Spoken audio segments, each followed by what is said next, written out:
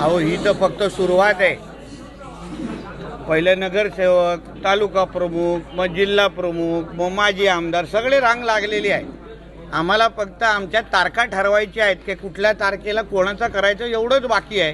कारण का आता उबाटा नावाचा जे काही गट आहे तो आता संपलेला आहे। बाळासाहेबांचे विचार तिथे राहिलेले नाहीत।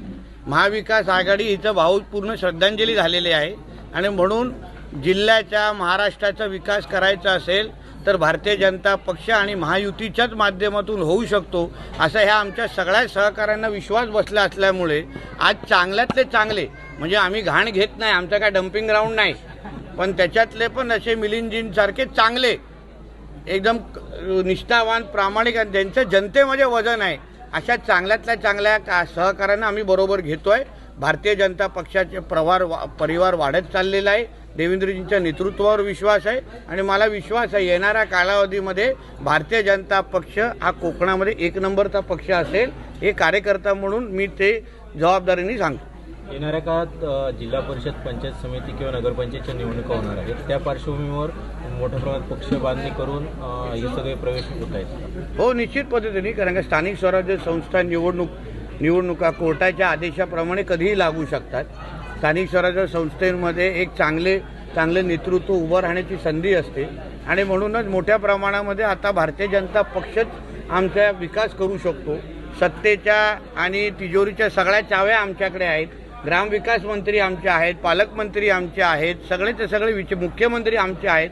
म्हणून भारतीय जनता पक्ष हा एक नंबरचा चॉईस म्हणजे बोलतात ना सिंधुदुर्गामध्ये महाराष्ट्रामध्ये ओनली कमल अशा पद्धतीचं वातावरण सगळीकडे दिसत आहे।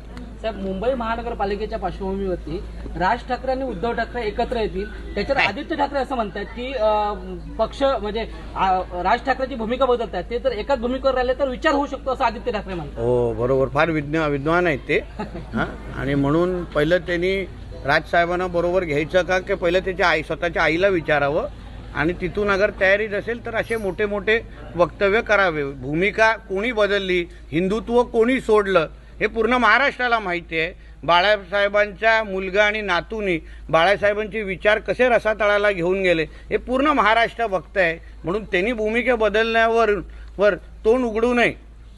अनेक वेळा तुम्ही तळ कोकणात सिंधुदुर्गातून धक्का दिलाय आणि तोच धक्का उद्या रत्नागिरीतून राजापूरचे आमदार पक्षप्रवेश करतात त्यातून पाहायला मिळतोय। सगळीकडे तसंच होणार आहे। महायुतीचं सगळ्या बाजूनी वातावरण आहे।